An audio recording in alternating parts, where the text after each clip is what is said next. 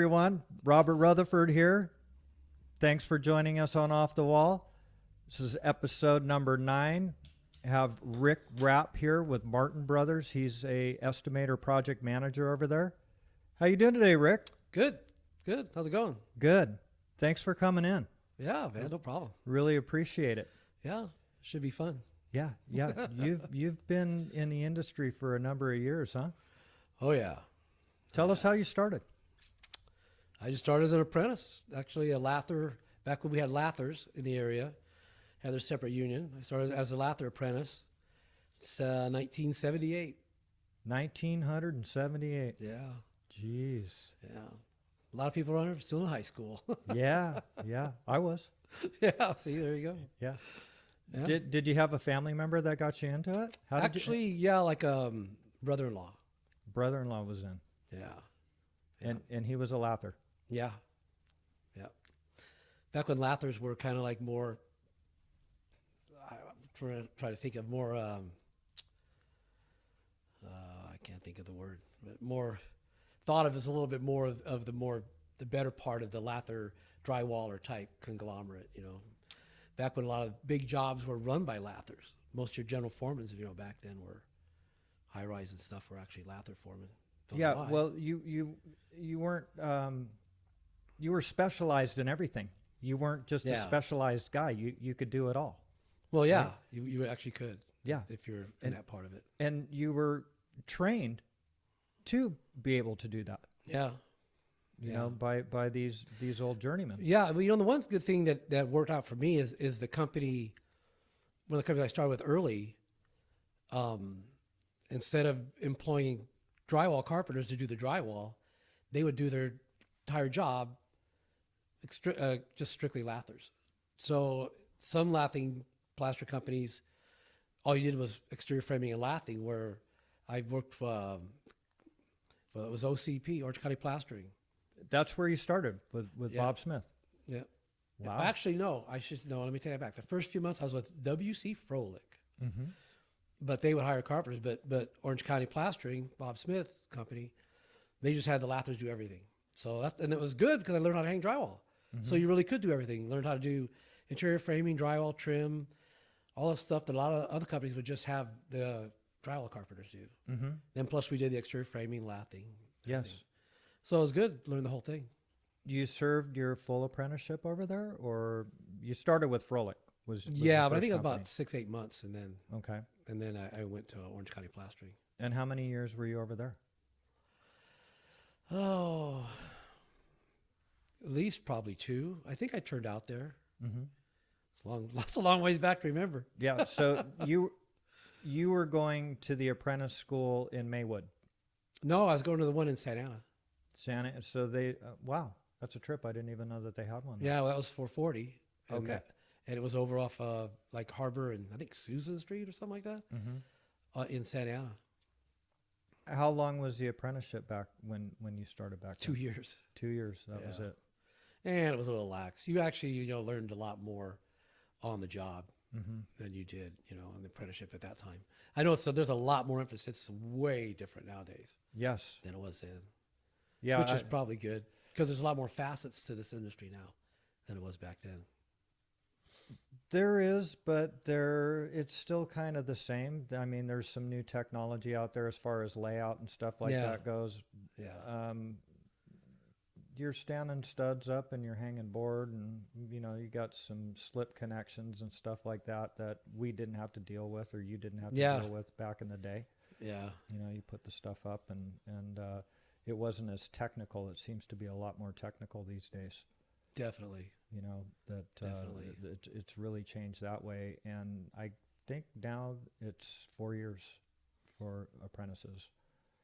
Is it 4? Yeah, that they have to go. And they actually, when I was an apprentice, we had to go once a month for like a couple of hours. And now these guys have to take like 2 weeks off or something. And they don't get paid. They don't get paid. No. Yeah. No, they don't get paid for it. But what I hear is they tell you that you can go ahead and draw off your vacation.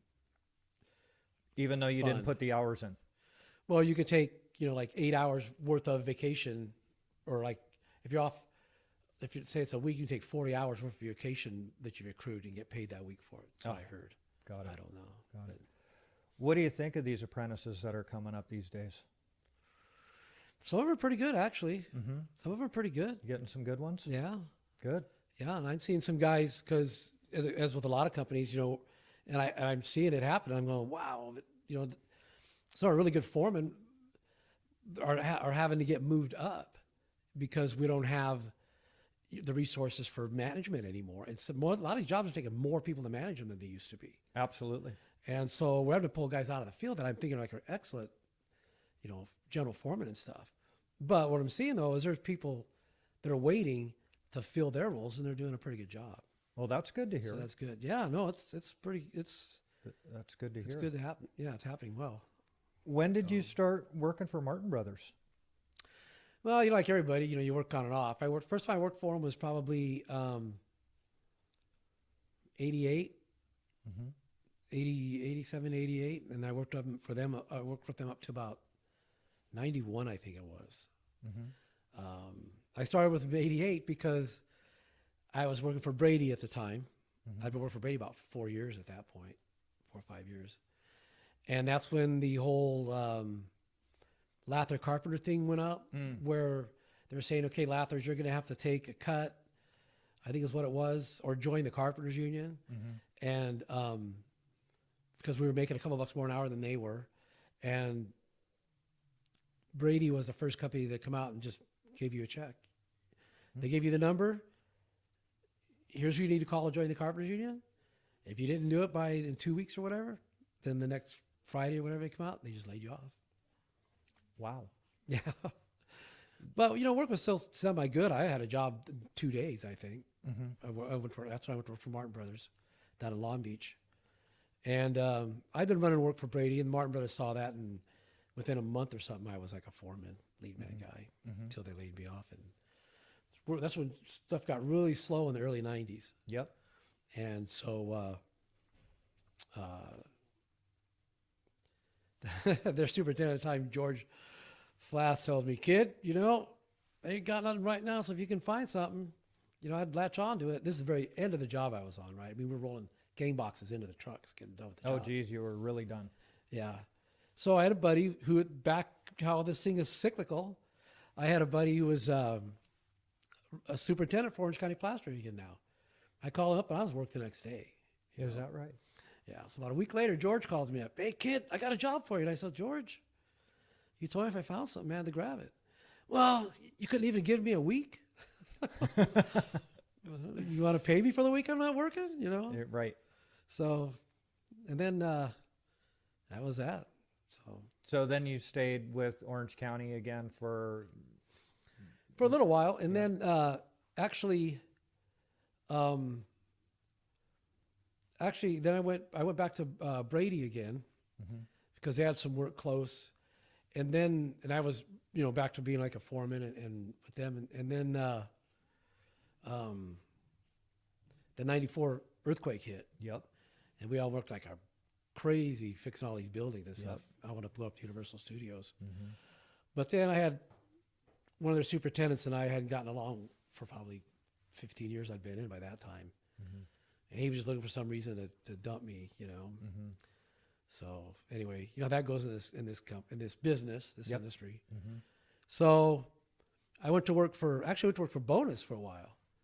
I was running work for Bonus. And then the whole thing comes up with Gene Bonus. If you remember when he decided he was going to go non-union Yep. and try to keep all of his guys. They tried to offer me like $8 over scale or whatever. And I was like, no, I'm not going to do that. I got too many years in. Why would I do that? Mm-hmm. So then some guys I knew had already jumped and had a job with Martin Brothers. By this time, it was like end of 96. Mm-hmm. So then they called actually Robert. That's when Robert was the superintendent. And they called Robert up. And he said, hey, that's a good guy, man. You should grab him while he's available. So they gave me a job. And I've been with him ever since. Wow. Wow. And you have done some really amazing projects for them, for Martin Brothers. Yeah. Yeah. Did you work on the Getty? No. And I'm that's one of those jobs you look at and you're like, I'm kind of glad I missed that one. Yeah. Really. Because I am not a 6 hour, 6, 10, 7, 10 a week guy. Mm-hmm. I'm like, no, I can live off of what I make Monday through Friday. Mm-hmm. I don't need all that extra stuff. Yeah. So I've never been one to do that. And they were doing a lot of that there. Mm-hmm.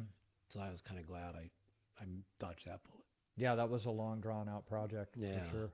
Yeah. It was really, really. And then, where it is. And from what I heard about shuttling up and down the hill. Yep. I mean, by the time those 10 hours turned into like 15 hours probably by the time you made it, drove home, drove back the next morning, Yeah. being all the way on the west side of town like that. Yeah, that was tough.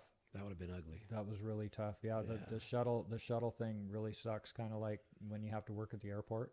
Yeah. You're off site and got all the security crap, and Yeah. once you're checked in, you're good. But just having to get in there and get out, that's part of your Yeah. personal time. Did you wind up being involved in that? At Getty, Yeah. I didn't work on it, but I Oh. actually supplied material up there. Oh, did you? And just really weird extruded trims that were incorporated with return air, for the Oh, air man. conditioning and all that, because it was like super high tech AC Yeah. and heating up in there, to make sure that the humidity levels were correct and Oh, yeah. not destroying that art, Yeah. that they put in there, Yeah. Fully so- climatize it. for sure. It was really super involved stuff, and it was a trip too, because we were in the recession, then when that thing was going, Yeah.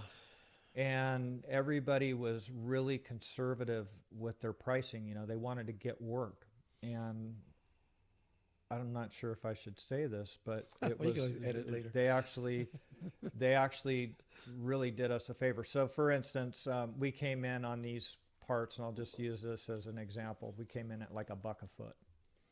Guy calls me back and he says, "Hey, Rob, there's a lot of money up here." So I still was conservative, and I said, I plugged it in at $1.05, and he goes, "Rob, there's a shitload of money up on this project." So I priced it accordingly, Yeah. and it worked out good for everybody. Everybody was happy at the end of the day. Yeah. And there was a fair amount of material up there. We Yeah. had to work with the PMs for Martin, and it was Dinwiddie Hathaway that did that project, and the architect, and gave them what they wanted. Yeah. They came up with these funky things, and we made it. And Yeah. That's one thing that's really good when you work with good people Mhm. like that. That'll kind of let you know a little bit. Hey, you got something. You got some such a spare here. Yeah. Kind of a deal. yeah, it doesn't happen very often. No. It really doesn't. And that's when you look for somebody who wants to help look out for you, which then and then you're going to look out for them. If there's a rush piece they need or something like that, Absolutely. that you're going to help them out. Yes. So Yeah, it goes hand in hand. So yeah. sometimes you have to look at those numbers that a guy is charging you. He's going to jump through the hoops for you when you really need him, Yeah. and get stuff done. And doesn't matter to us. We do that anyways. That's how we operate. Yeah. We love our customers, and we want to take care of them, and we want these jobs to come out nice and everybody to be happy, so that we can Yeah. get more. Yeah. and Exactly. just keep the wheel turning. Yeah. So Yeah. what was the most difficult job that you ever where they had really involved framing situations and finishes and stuff like that you had to? Do you recall anything that you worked on? That was really difficult. One that was kind of tough because they had a buttload of GFRG in it, and that was the Long Beach Convention Center extension they did like the early 90s. I worked on that. Mm-hmm. And there was so much GFRG in there. Wainscot. They had a big old wall that looked like fish scales, and the scales were like 4 feet across by like 4 feet tall, like big old chunks that were hanging on there. Wow. And that was pretty extreme. I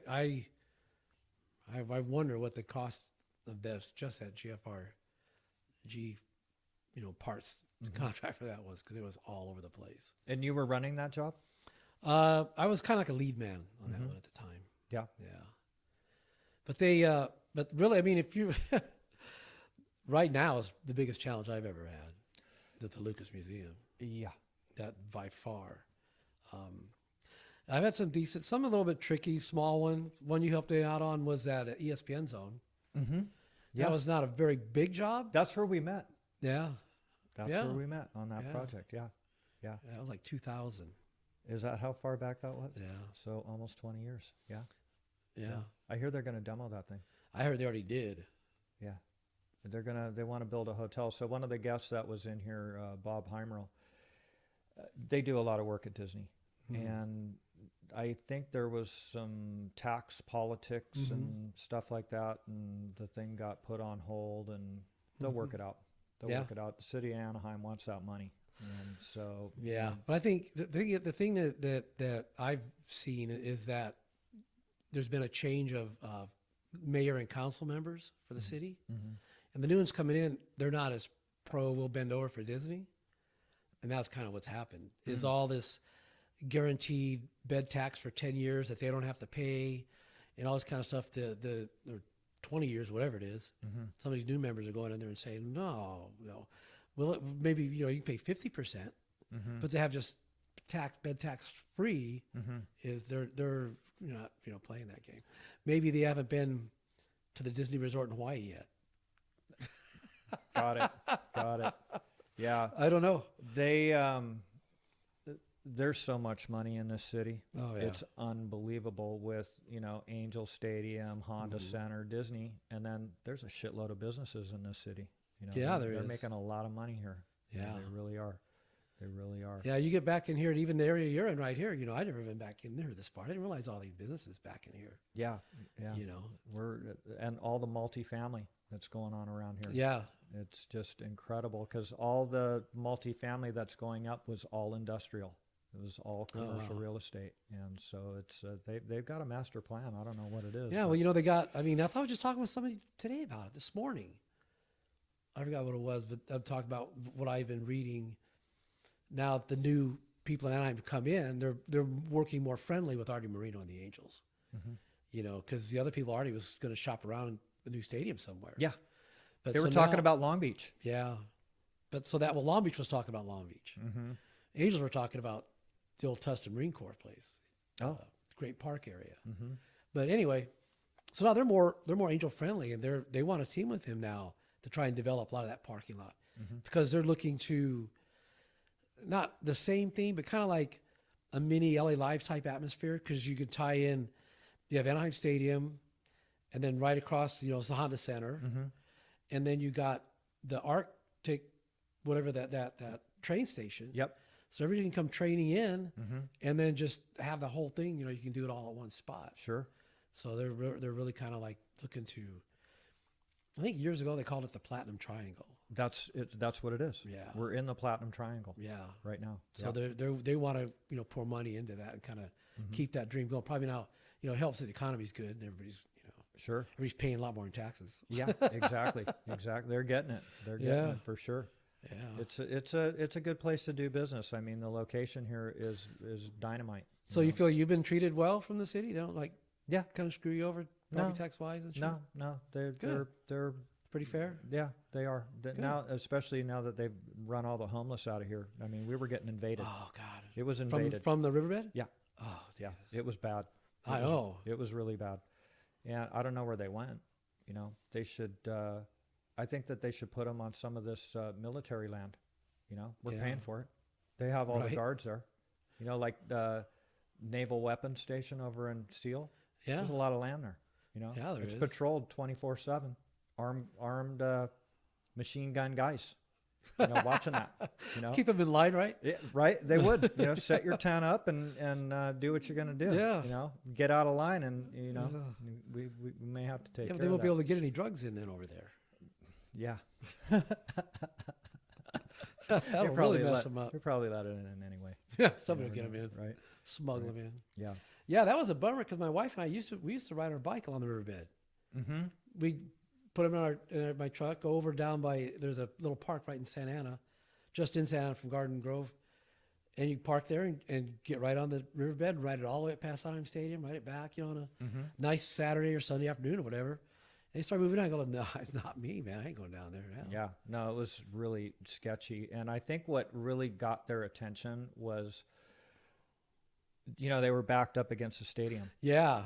Yeah. And so the people were getting really the guys that were people that were coming to watch the games, they were complaining about it, and I think that they were losing revenue from that. Yeah. People, they just weren't showing up because it was sketchy. Yeah. And it was kind of a trip too, because when we first moved into this area, I said to my wife, I said, you know, what's a trip about this area is there's not a lot of homeless people around here and bums and stuff.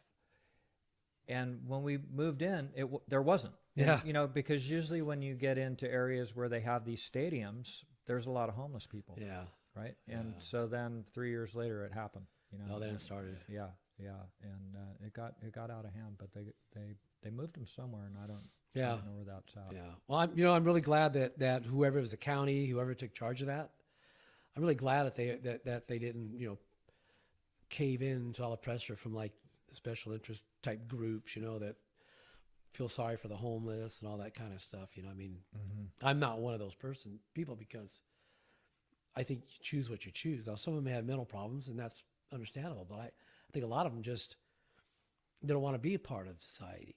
I agree. I mean, I've gotten up and gone to work for almost 50 years, probably. I've been 40 in this industry, like 5, say, before. And, it's just what you have to do. Exactly. And to just sit there and go like, well, no, I just want society to take care of me. I don't feel like doing anything. To me, I can't accept that. Me neither. Because I know what I've done. And it's not, And it's not like you want to get up every day and do it, but you have to do it. Exactly. Yeah. And some days are better than others. That's right. And, Mostly Mondays are not good. yeah. No, those are tough. Those are tough. So you were into boating quite a bit too, weren't you? Yeah. You still go out? Yeah. Do all that? Just out last weekend. Is that right? So the time is now. We're going into the hot season. Yeah. I've had my place at the river since 2001, and been going out all the time. What are you running down there? What kind of boat? Jet boat. Yeah. Yeah. You're going down to Blythe, right? Yeah, south of Blythe, about 16 miles south of Blythe. It's really rural. That's what I like about it. Yeah. And you have a place down there. Yeah. That's cool. Yeah, it's you bought an acre. You can buy like an acre in this little town. Yeah. And then build it. Put a mobile, and then I added onto the mobile and built a garage, did all that kind of stuff. Developed a lot, and I just leave all my stuff out there, and the house is turnkey. Nice. It's just throwing food in the weekend in a cooler. Yeah. And beer. Yeah, of course. You got to stay hydrated, dude. That's right. Yeah. And they're heading out there. Yeah. So yeah. Do you go down there in the winter too? Yeah. Wintertime you do two things. You wheel out in the desert because right like at the top of our town, you're in the desert. You got the Trigo Mountains and stuff like that. There's mines out there, and you get like I have a little 4-wheel drive Bronco too that's all lifted and stuff like that. So in the wintertime, you go do all that, and then in the summertime, you play on the river. Yeah. And in the wintertime, you work on your place because all the crap that happens during the summer, or just even maintenance stuff that you're not gonna do because it's too hot in the summer. Yep. You're doing that in the winter. Yeah, for sure. Well, and it doesn't get really super cold there because like Havasu gets chilly. No, it gets cold. It'll freeze. Oh, really? Yeah. I've had a couple last few years. Twice I've had a pipe freeze and break. That sucks. Yeah, it sucks. I'm not there, and I got water pouring out on my freaking lot. Yeah. Last year before last winter, I got a $600 water bill for 1 month. Ouch. Because it had been running, and nobody knew. I'm at the end of the street. You'll only see it running in my house if you drive down the end of the street. And I don't have anybody that lives there full time. So I had a friend go down there looking for something else, call and said, "Hey, you got a water leak down here." Whoops. I'm like, "Hey, will you go turn my water off?" Please? So it quits. Yeah. So did he? Yeah. Okay. Yeah. Good. It didn't affect the house though. No, it was an outside pipe. Good. Yeah. See the stuff like inside, all the kind of stuff. It will never really freeze to that point. It's the stuff that's outside that's like exposed. Sure. So now I got to make sure I shut certain. Now I've put in extra valves at the ground. Mm-hmm. So if I have a line that's going to do this particular line fed, I have an outside shower for in the summer. So cool, you just go stand there and just cool off, or a misting system on my deck. Mm-hmm. So that line was come up fed that. So now I put a shutoff valve right at the dirt Mm-hmm. because then it's not exposed above and it's a vertical line. But anyway, I turn that valve off now in the wintertime when I leave. Got it. Well, I just turn it off anyway because I ain't taking a shower outside in the wintertime, and I sure the hell ain't using misters. Exactly. Exactly. So when you guys go out there in the wintertime, you just go on these trails, you bring any guns out there and do some target shooting and stuff? Yeah, usually you kind of do one or the other, like, because it's so close to getting out there to do it. It's like a 15-minute drive from the house. Mm-hmm. So you go spend a couple hours in the morning shooting, and then take the guns back, and then go play in the desert or the rest of the day, or even do the next day for multiple days. You know? Yeah. So yeah, we go out there and shoot guns. Yeah. Clay pigeon launching and Nice. shit like that. So you're having a good time out there. Oh, yeah. Summer and winter and Yeah. spring. Yeah. Yeah, Good for you. it's good. It's good just to get away. Yeah. Yeah. Do you usually do, is it 3-dayer that you do when you go down there, or? In the summer, probably I try to do it more, something like that. And my wife works for the school district, and so it's harder for her to like take time off. Yeah. So usually when school's going, they're all pretty much 2 days, unless it's like a President's Day weekend or one of those kind of things where she gets the day off. But the thing is good, she always gets 2 weeks off, Christmas, New Year's. So we'll usually spend one of the weeks out there, and then at least half, like spring break, we just spent like Saturday till Thursday. Nice. She's off, stuff like that. Good for you. Yeah, but that was a working week, that's for sure. That one was. Yeah. Well, you're getting ready for summer. Yeah. Yeah. Yeah. You have any family members in the industry? I do actually. I have my nephew who I got in a few years back. It took him a little while to turn out. He had little issues that would pop up here and there, and he'd wind up out of the union, and I'd get him back in. But he finally, I'll tell you what happened is, as those young kids, they start partying and doing stupid stuff. Then next thing you know, he winds up having a kid. Whoops. Yeah. Well, I mean, the thing about it is he had, they weren't married, but his girlfriend, that kind of deal. But that straightens him out then. And they're like, oh, shit. I got to get a job. I got to get a job that has medical insurance. Yeah. I got to get all this kind of stuff. It gets real. Yeah. So then he got real, like you said, and then he started doing really good. Now, to the point of now, he's like an assistant superintendent for Swinnerton. Is that right? In their self-performing drywall part of it. Yeah, they wanted him to go over there, but he went there for a little bit, but he stayed out. He's in just the general superintendent types. I mean, in the regular project superintendent. Oh, for the general portion of it. Yeah, the general contracting portion. Got it. Yeah, he was working a lot of night work and stuff for us, for Martin Brothers out there, and a couple winters ago, Christmas, I guess they got slow, didn't have anything for him, and he knew some of the Swinnerton guys now because he's really personable, he's really responsible and stuff now, and they called him up and offered him a job.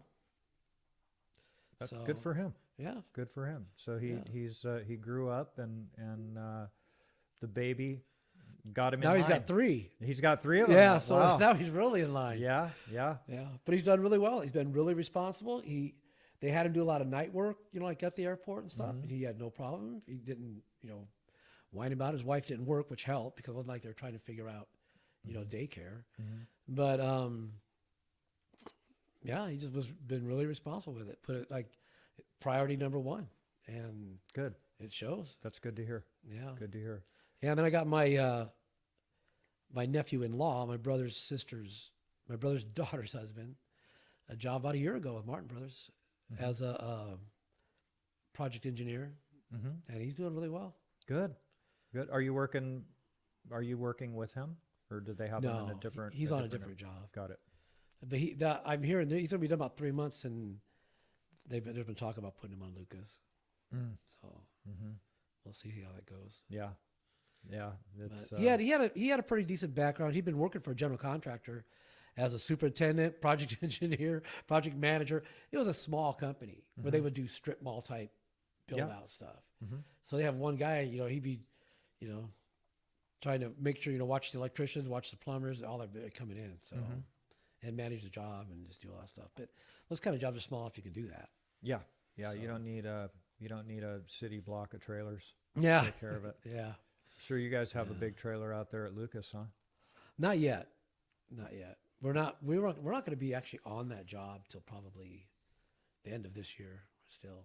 So they're still digging a hole. Yeah. Well, no, the holes they're placing concrete and stuff like that. It's an enormous footprint.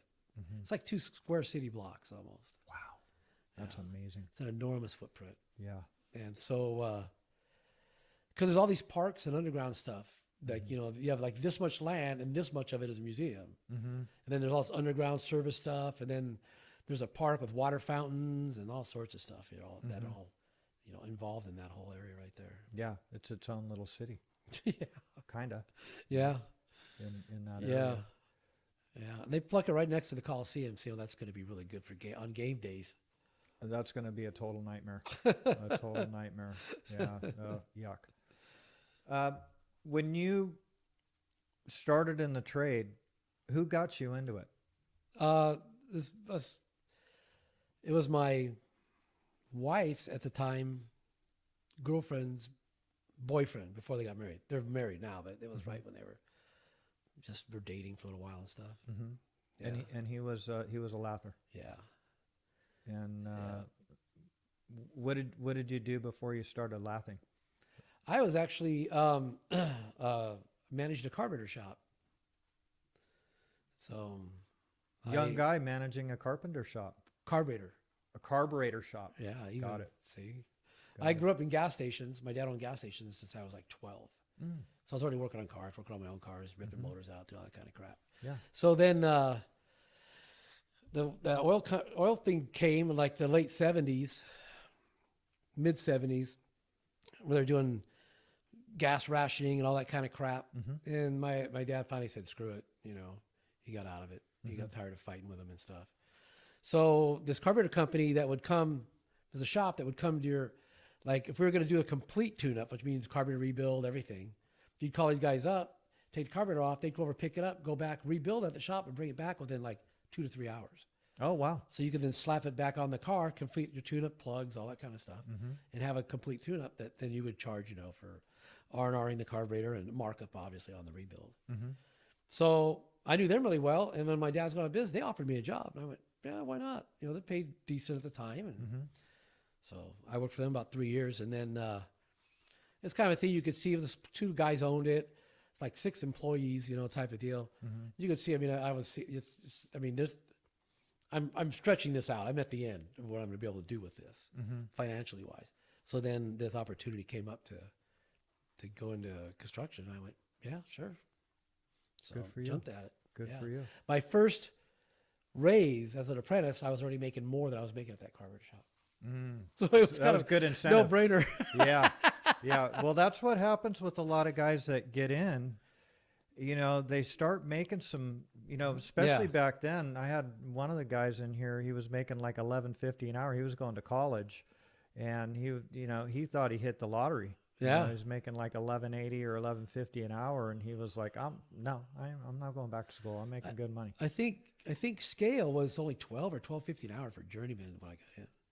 As apprentices, it was $5, like $5.10 was a beginning. They didn't have all these pre-stage and all that stuff they do now. It was just you went in first stage or whatever. Right. And but speaking of that, see, that's exactly what you're saying happened to my nephew when he first got in. I mean, even by the time he hit second stage, he was making way more money than, you know.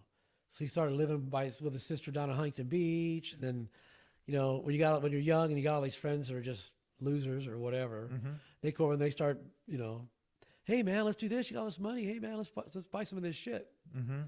You know. Yeah. And Let's go party. Yeah, exactly. Yeah. And that's what kind of drug him down was having that. Yeah. He just got too much money too fast.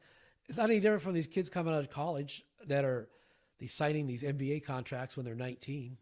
They're making them, you know, $100 million and stuff over 5 years. I mean, Yeah.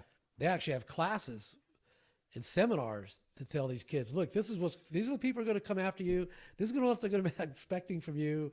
This is how to avoid that, you know. So We should do that in the Well, industry. you know, it's kind of like they were into doing their sport, you know, so they were putting the hours in to get good at what they were doing. Yeah. They weren't getting good at managing money and knowing how to Oh, manage. yeah. You know, that's part of being successful is knowing how to manage your money because, Absolutely. you know, if you're making a lot of money like that and you're young, you never think you're going to run out. And there's Yeah. a lot of those guys that go broke because they're Yeah. buying stuff, Yeah. you know, and they don't realize that, you know, eventually, you know, if you're buying big, you you can go down quick, Yeah. you know, because you have to maintain that shit.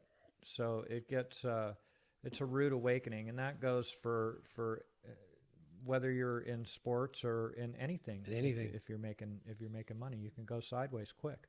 Well, look at all the articles you read about lotto winners that just ruins their lives or whatever, you know, or within 5 years they're back to like having nothing, and you know, see Yeah. that all the time. Yeah, yeah, they're living above their means. And Yeah. that's what ends. That's what happens. Well, it's just like you said. Oh, I got money. I can go buy this big ass house. Yep.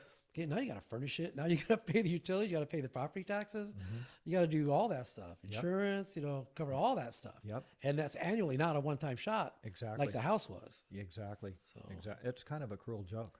It really You know? is, isn't it? You know, it looks all easy, but Yeah. it's not. You know, it's tough. It's very very difficult to keep that maintained, and the money keep coming in. You know? Yeah. So Well, you that's. know, I think they don't think that far ahead. A lot of them don't really probably get proper financial planners to help them out when it, you know, exactly. when it hits. They just get lawyers who just want to take the money. Exactly. Exactly. And it's kind of like that in the music industry. Oh So, yeah. You know, you write some good songs, right? And you've got this label that's backing you. It's different now, but you know, you get this label that's backing you, and you want to play music and you want to have fun with the girls and party and do all this stuff, and you're going on tour and all that crap. And it's what they would used to do is they would get you the good drugs so they could pollute your mind so you could sign the papers. You know, sign right here, man. You know, it's like, oh man, I get this Ferrari and all that. Yeah, just sign it, dude. You can have whatever you want. You know, it's all good. And then they sign away their publishing and stuff because they don't know about business. You know, and I mean, they are a lot better now, like you Yeah. said. They're all educated, but you see the stories all the time of these guys that don't even have the rights to their own. Big, like Beatles, Paul McCartney. Yeah. He didn't even have the rights to his own music. No. You know? No. So but that, like you said, back then, they're thinking, I just want to play music. They're Yep. not thinking about everything. So, exactly. And well, now like there's the labels really aren't in the game. no, not as well. You know, because now you can be your own label. Yeah. You can record, you know, high quality stuff on Pro Tools and stuff, and post it. Post it on SoundCloud or Yeah. some of those other ones. Yeah. The only thing is how are you making money on that? You know, you were making money on records and publishing if you played your cards right. Yeah. And now I don't know how they're making any money. I think most of them actually make money touring now still.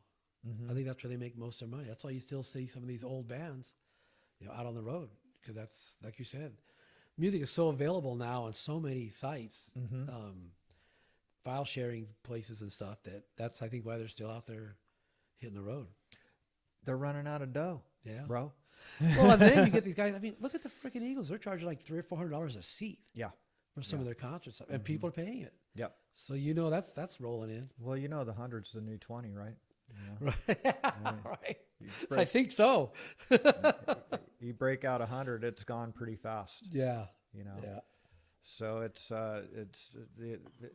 changed that way. I mean, when you're going to a restaurant now and you're paying Oh yeah. $12 for an IPA. Oh yeah. Really? I mean, come on. It's tough. My wife and I have looked at it sometimes before. It's like, how do we go to an El Torito and spend $120? Exactly. How do you? And then, you know, like, sure, a lot of people, when you get your bill, look at it, you're like, why is my bar bill always twice Yeah. the size of my money bill? It's crazy. The food bill. But like, you're right, because $12 IPAs and shit. Yeah. $15 margaritas. Yep. You know, Yep. that stuff adds up fast. Well, some of these places are charging $18 for a cocktail. And Man. I mean, wow. Yeah. That's crazy. And you go into these restaurants and they're packed. Yeah. They're packed. Yeah. You know, people are throwing down on that stuff. Where do you see the industry going in the next 10 years? Do you see stuff? I know that you guys embrace a lot of the new technology Yeah. at Martin Brothers.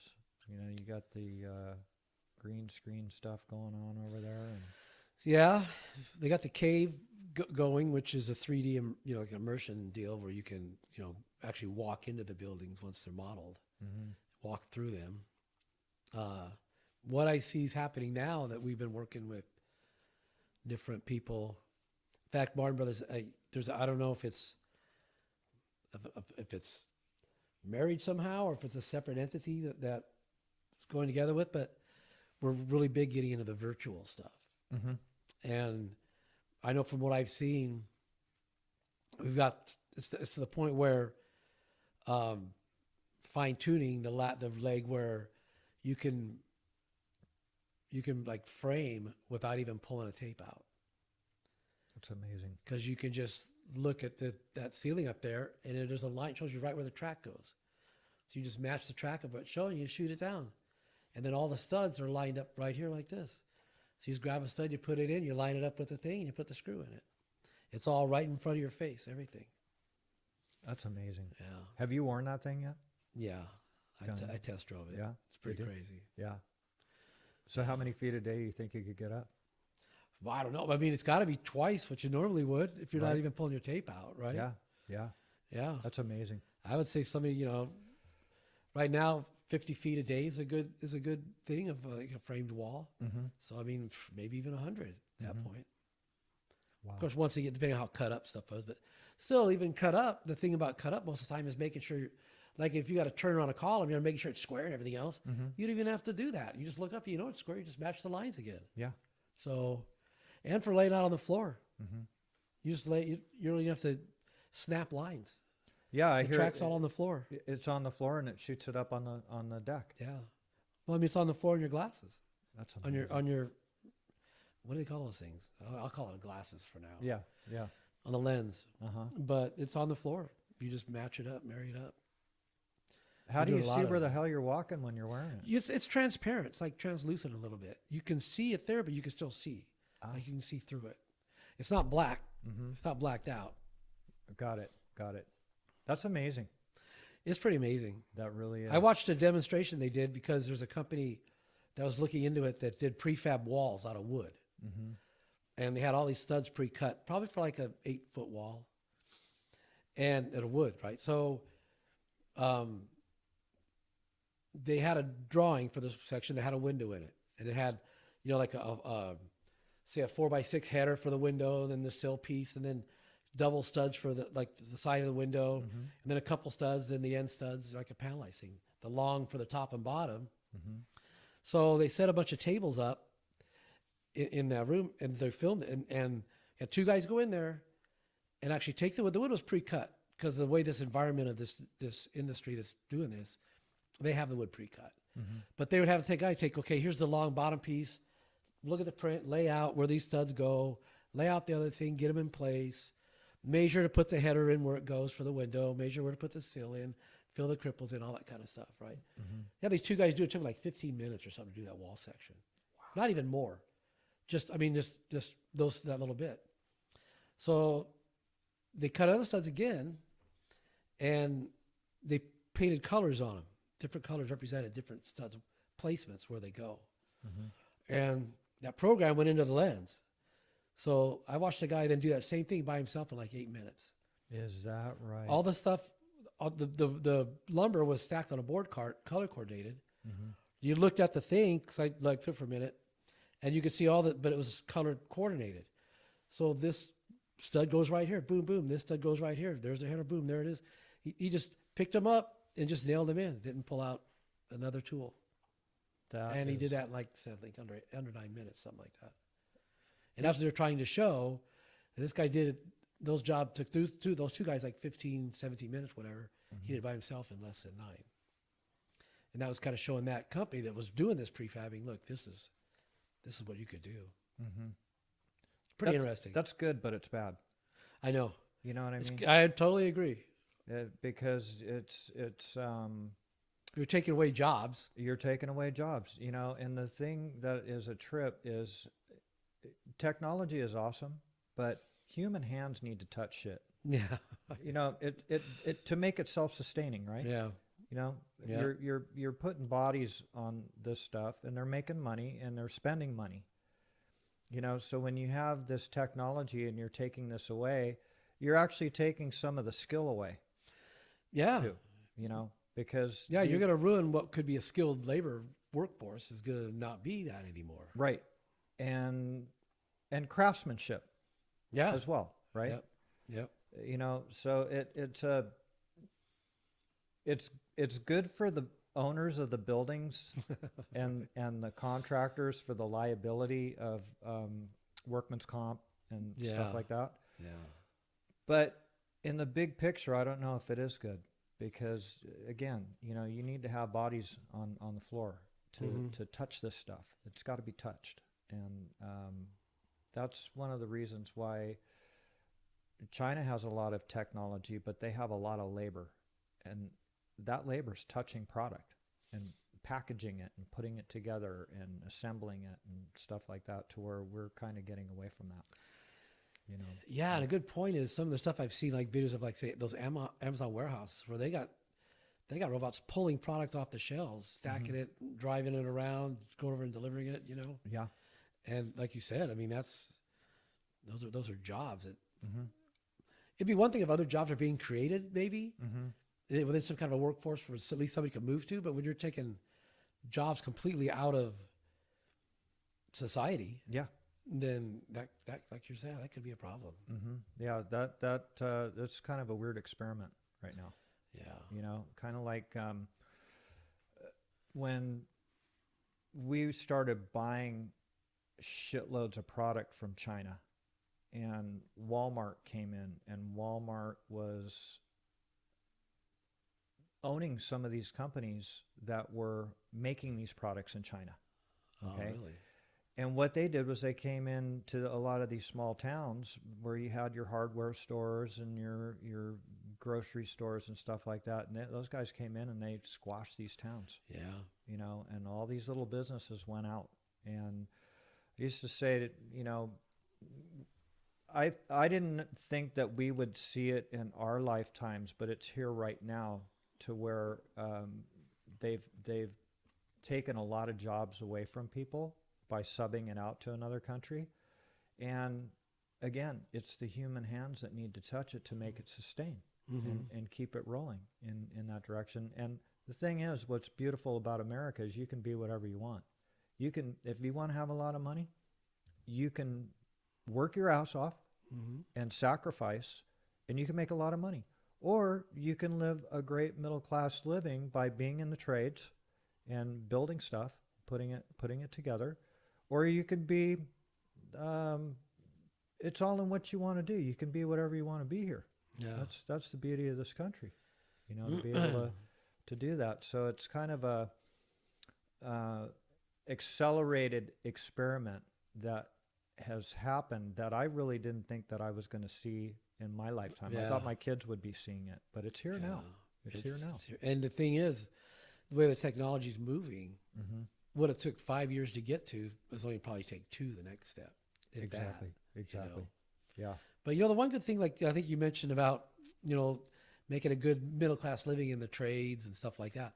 One thing that I've noticed that I think it's kind of cool, that there's not very many other professions that you can do this with.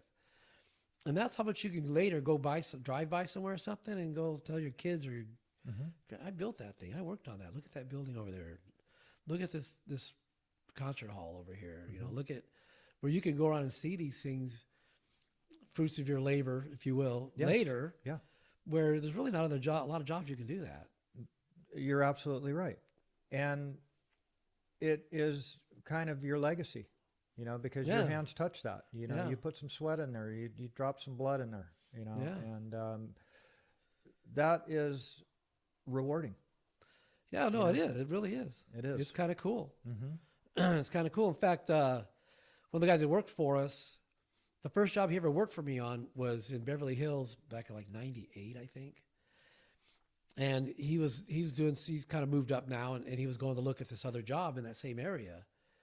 And it was kind of cool because this was a unique building. This was probably one of my weirder jobs. And it was right next door.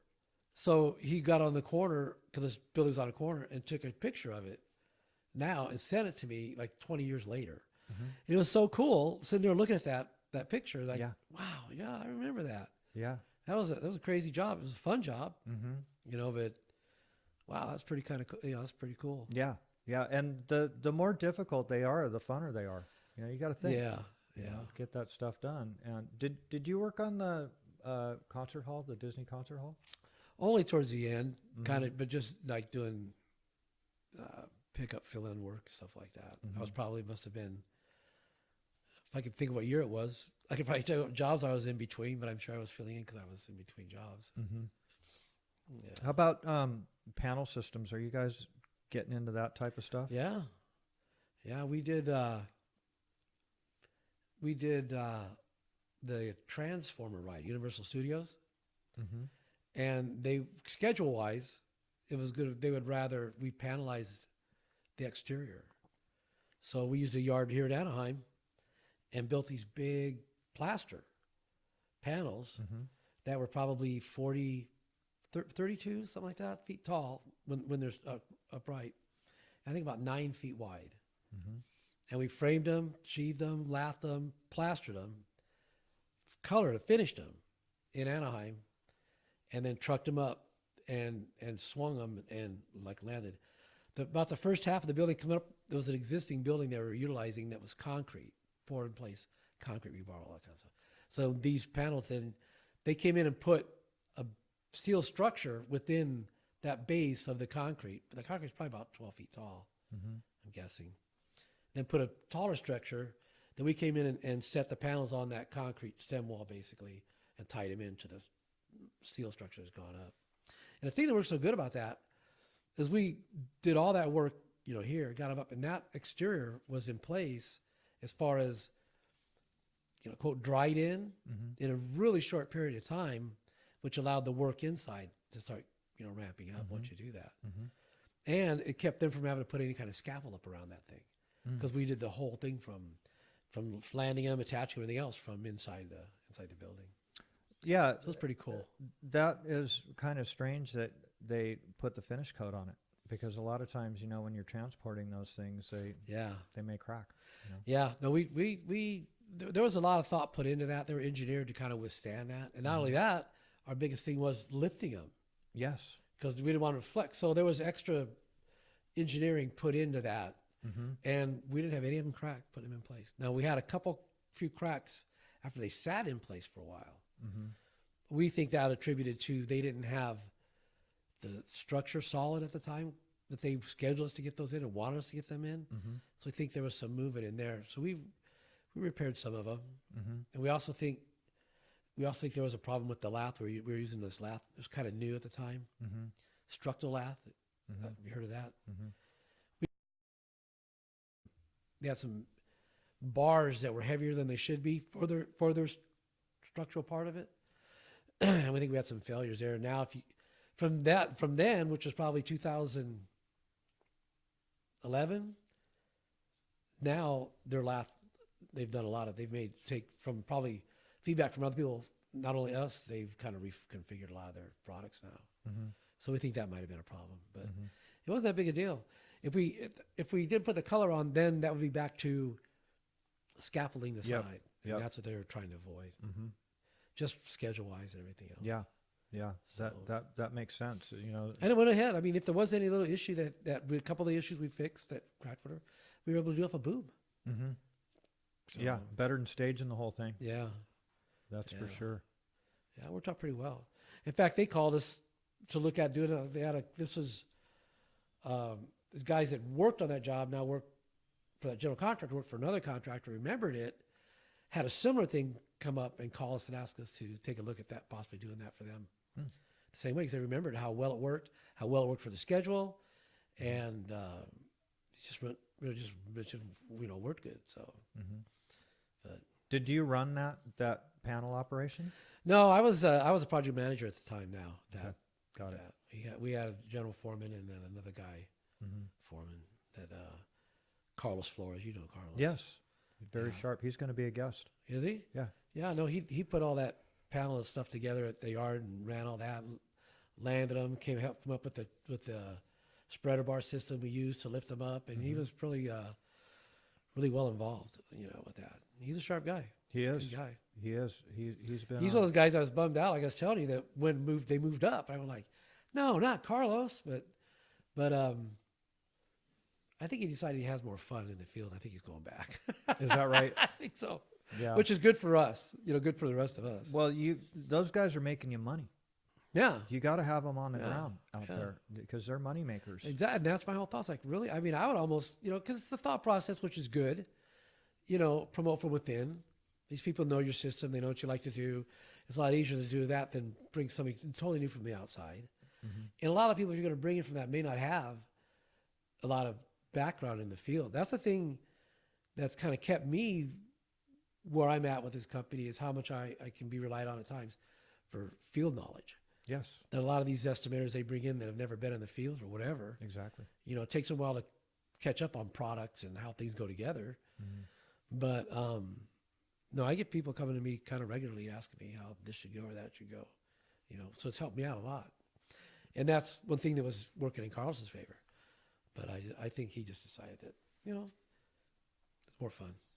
Yeah, well, Which there's a lot of times I thought the same thing.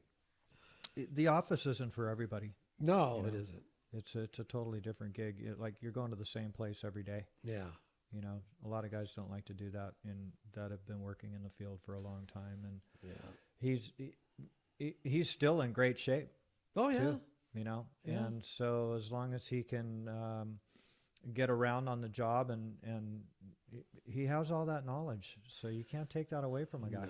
No. Just like you, all those years you worked in Well, the field. and that's still the reason that keeps me in the office is now I enjoy putting the job together. I enjoy thinking how this is going to work. How are we going to do that? I enjoy that thought process part of it as you're putting a job together. More than just going out there and handing the job. Okay, now build it. I like from the ground up part of it, thinking, how's this going to work? How are we going to frame this or this radius or this dome or this, that's what I kind of like at this part. The other part of that, I could, as far as management, submitting, putting submittals together, all that kind of crap, I'd rather not have to do all that. Give that to your assistant. Yeah. If I can get one. I thought you'd have like a team of assistants. Well, it in kind of there, depends on the job. Yeah. Sometimes the job won't warrant it, so. Not in the budget. Yeah, either that or priority-wise. Maybe there's another job that needs more, help, Yeah. whatever. Do they bounce you around, or do they keep you like pretty much on? Are you handling multiple projects? Sometimes. This Luke has been so crazy. I couldn't. It's kind of one of those things like, you can do this job really good or this job really good, but if you put them together, then you're going to get two jobs not done very well. And that's kind of what it's right, just because of what's taking place to get this Lucas put together. So once that starts flowing, I would imagine probably towards the end of the year, I probably could be still involved with Lucas.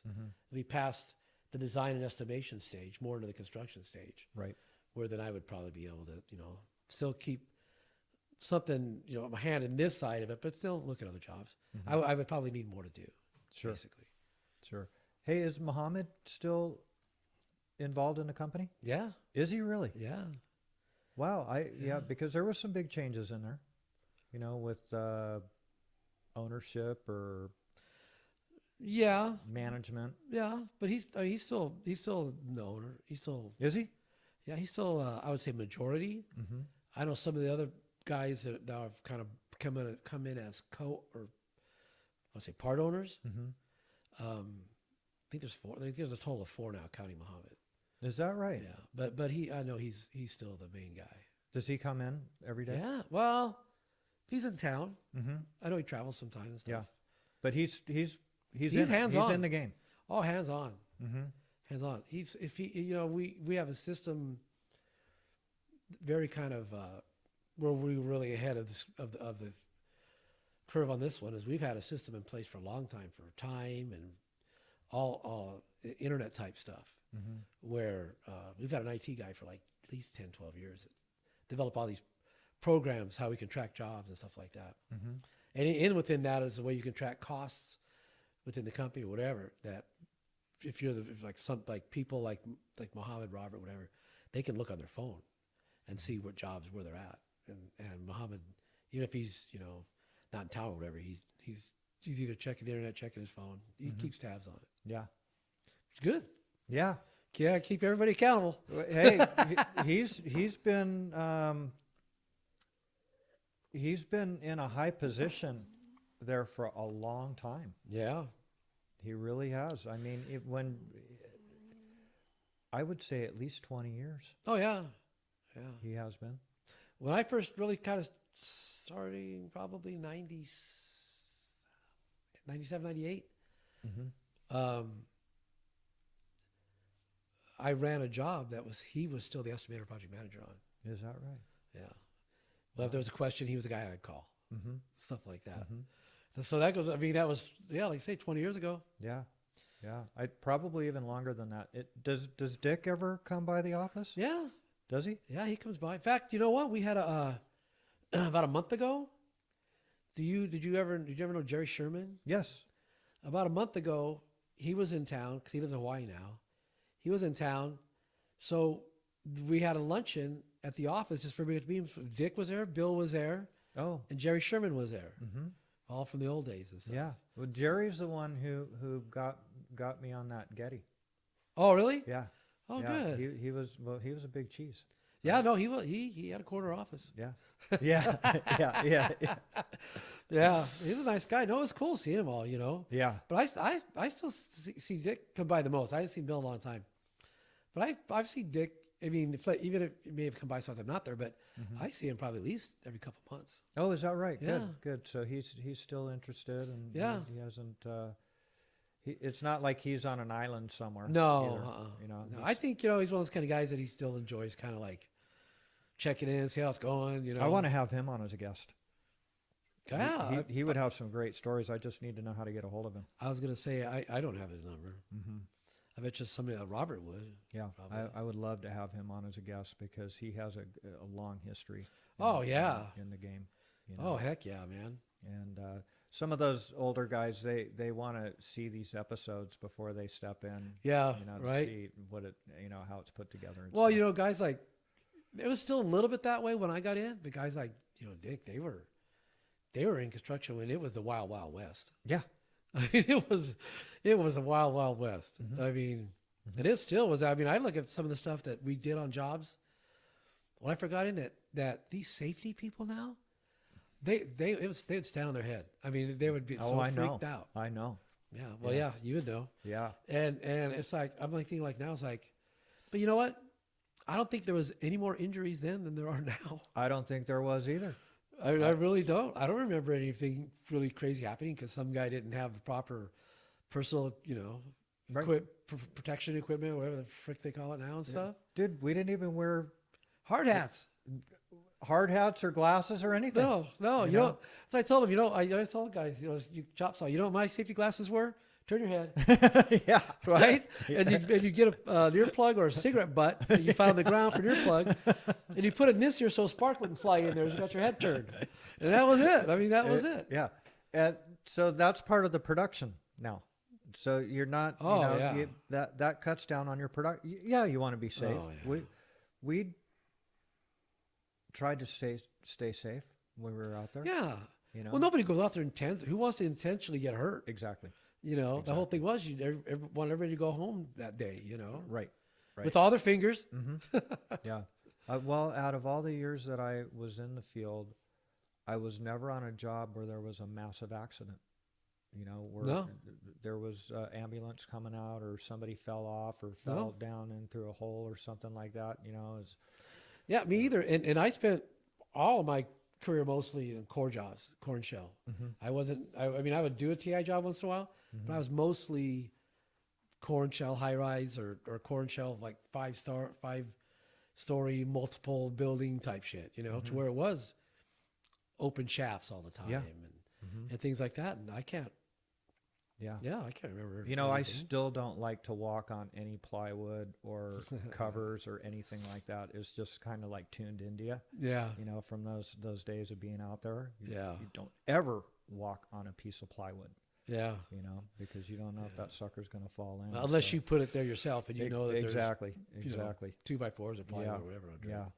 it. Yeah, that part of it has really changed a lot in, Yeah. in the safety end of it, and like Yeah. now you can't even, you know, we used to roll the bakers. Oh yeah. You know? Oh yeah. Yeah, you could jam. You know? Yeah.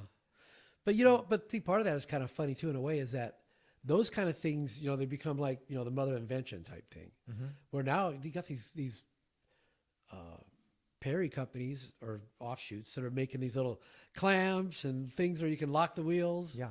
And then I've seen even some of like a little electric motor on it, so you can kind of move it, or Mm-hmm. I don't know. They're always trying to get these you know, inventions to get around that so that we don't really ruin the productions. Mm-hmm. And you still, to a certain point, depends on the job, Mm-hmm. but I still see it to this day some